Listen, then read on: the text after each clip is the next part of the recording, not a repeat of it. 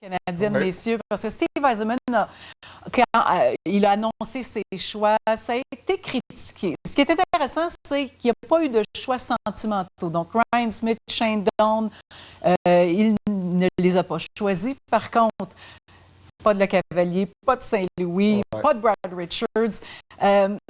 Mais il fait à sa tête. Et ça, mais on ne peut pas le blâmer parce qu'avec la déception de Turin, il n'y avait comme presque pas le choix. Son attitude, tu gagnes ou tu perds avec les décisions. Merci de nous recevoir dans ton salon. Ça fait plaisir. Écoute, moi, ce que j'ai vu de Steve Yzerman, très déçu que c'est sûr que Vincent Le Cavalier ne soit pas nommé, Martin Saint-Louis, des francophones. Mais j'ai c'est bien connu, Steve Yzerman, il est capable de vivre avec ses décisions. C'est pas des décisions, c'est pas un émotif, c'est des décisions réfléchies.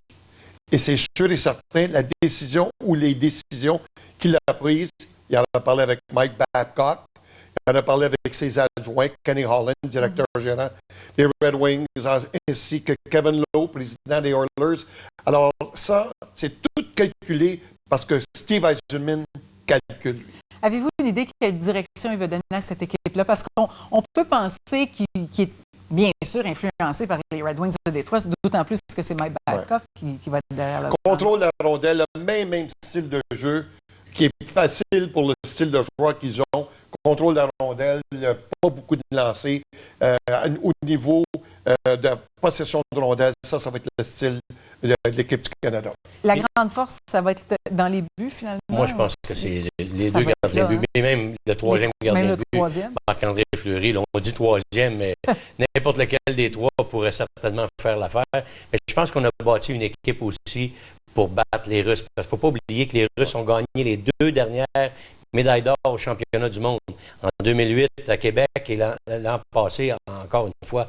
Alors les Russes s'amènent avec une grosse machine de hockey et le focus du Canada, on sait très bien qu'on devrait être de la danse. Si on veut être de la danse pour la médaille d'or, on va certainement rencontrer les Russes à un moment important. Donc une équipe qui doit être capable de jouer et physique et rapide et avoir d'excellents gardiens. Une autre chose, Chantal, normalement aussi, si c'était joué en Europe, c'est patinoire européenne.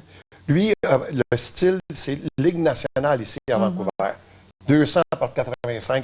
C'est important. Il y a des joueurs qui avaient été pas choisis si ça avait été joué, d'après moi, en Europe. Oui, certainement. Et quand on regarde le choix, l'absence du choix de Mike Green, qui était un petit peu critiqué à cause de l'avantage numérique, c'est quand même le meilleur joueur de défense en offensive de la Ligue nationale présentement au niveau des statistiques. Il était aspirant au trophée Norris l'an passé derrière Zdeno Chara.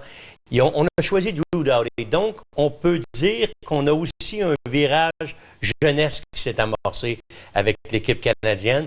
Et Drew Doughty en est un exemple, mais ça n'enlève rien aux qualités de Drew Doughty. Simplement que Steve Yzerman a aussi pensé à la relève.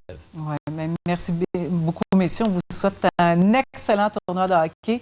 On espère une médaille d'or, parce que si ce n'est pas une médaille d'or pour l'équipe canadienne, ça devient une déception. Mais on se dit que ça ne peut pas être pire qu'à Turin. Moi aussi, Chantal, c'était les 5e olympiques. Je te félicite.